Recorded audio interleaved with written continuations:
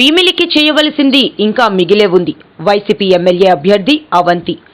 భీమిలి నియోజకవర్గం మధురవాడ 7వ వార్డులో మంగళవారం వైసీపీ నాయకులు, కార్యకర్తలు, అభిమానులు వందల సంఖ్యలో కార్షెడ్ జంక్షన్ మిథిలాపురం కాలనీ నుండి వాంబే కాలనీ వరకు బైక్ ర్యాలీ నిర్వహించారు.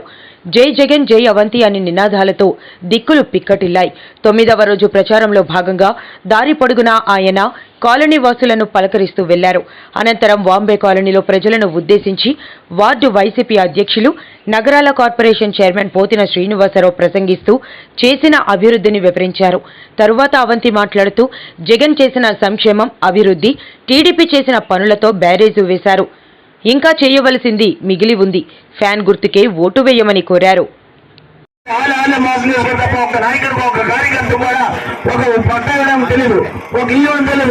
ఈ రోజు మా నాయకుడు ఓ మచ్చలే మంచి, అలాగే మా లీడర్లు కూడా ఎక్కడ రూపాయి కక్కుతూ పడలేదు.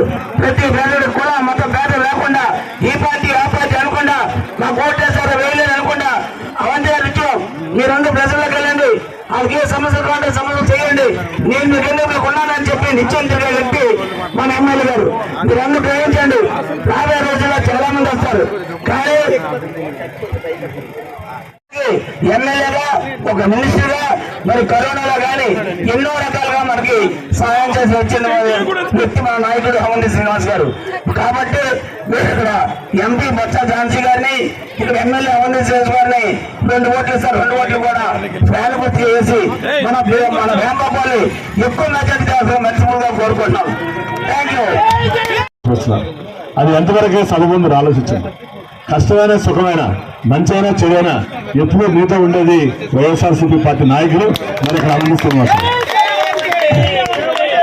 కాబట్టి ఎలక్షన్ అప్పుడు వచ్చి మాయ మాటలు చెప్పే వాళ్ళ మాటలు దయచేసి నమ్మొద్దండి. మరి మీ కాలనీలో 75 లక్షలు పెట్టి మంచి పార్క్ కూడా యాక్చువల్గా జీవోంశంలో డబ్బులు అంటే అది కూడా చూపించడం జరిగింది. అలాగే మీ కాలనీకే అభివృద్ధికి 4 కోట్లు డ్రైన్స్ కానీ, రోడ్స్ కానీ మరి ఖర్చు పెట్టడం జరిగింది. వేంబే కాలనీ పంపించారు. జగన్ గారు కూడా మంత్రి పదవి ఇచ్చి గౌరవించారు.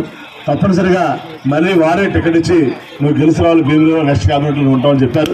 కాబట్టి తప్పనిసరిగా మీ అందరూ కూడా మీ అతి పవిత్రమైనటువంటి అమూల్యమైనటువంటి ఓటుని మీరు ఆశీర్వదించి మళ్ళీ 2 ఓట్లు వస్తామో మీకు.